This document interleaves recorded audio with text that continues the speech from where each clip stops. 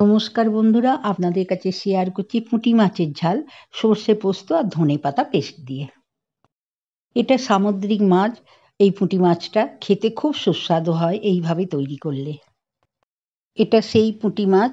এটা আমি ভালো করে ধুয়ে বেছে নিয়েছি। এর গায়ে ছোট ছোট আঁশ থাকে, সেটাও আমি বেছে নিয়েছি।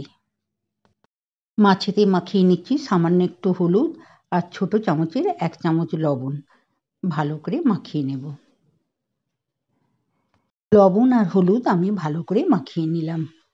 1 চামচ সর্ষে, 1 চামচ পোস্ত ধুয়ে নিয়ে নিয়েছি, 4-5টা কাঁচা লঙ্কা আর 2 চামচ সর্ষের তেল। লবণ সামান্য আর সামান্য একটু জল দিয়ে পেস্ট করে নিচ্ছি। পেস্ট করা আমার হয়ে গেল। মৌরলা মাছ ভাজা খেতে খুবই ভালো লাগে। আমি কিভাবে ভাজলাম সেটাই দেখাচ্ছি। আমি ননস্টিক প্যানে 50 গ্রামের ওপর সর্ষের তেল নিয়ে নিলাম। তেলটা খুব ভালো করে গরম হয়ে গেছে। আমি প্যানের চারিদিকে ঘুরিয়ে নিলাম। এবার মাছগুলো দিয়ে দিচ্ছি। মাছগুলো এক পিঠ ভাজা হয়ে গেছে, আমি উল্টে দিচ্ছি। মাছগুলি আমি একটা একটা করে উল্টে দিলাম। মাছগুলো লাল করে ভাজা হয়ে গেছে।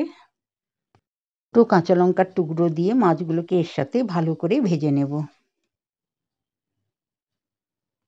কাঁচা লঙ্কার টুকরো দিয়ে মাছগুলোকে ভালো করে মচমচে করে ভেজে নিলাম। খুবই ভালো লাগবে ডালের সাথে বা শুকনো ভাতে কাঁচা লঙ্কা দিয়ে মাছ ভাজাটা। এবার আমি ঝাল করার জন্য বাকি মাছগুলো ভেজে নিলাম। সব মাছগুলো ভাজা হয়ে গেল। ওই তেলেতেই আমি সামান্য একটু কালো জিরে দিয়ে দিলাম। এরই মধ্যে আরও 2 চামচ আমি তেল দিয়ে দিলাম। কালো জিরেটা ভালো করে ভাজা হয়ে গেছে। 4টে চেরা লঙ্কা দিয়ে ভেজে নিলাম। স্বাদ মতন লবণ আর সামান্য একটু হলুদ, সামান্য একটু জল দিয়ে মাছগুলো ছেড়ে দিলাম। মাছগুলো ভালো করে নাড়াচাড়া করে পেস্ট করে রাখা সর্ষে পোস্ত মিশিয়ে দিলাম। মিক্সির বাটিটা জল দিয়ে ধুয়ে মিশিয়ে দিলাম।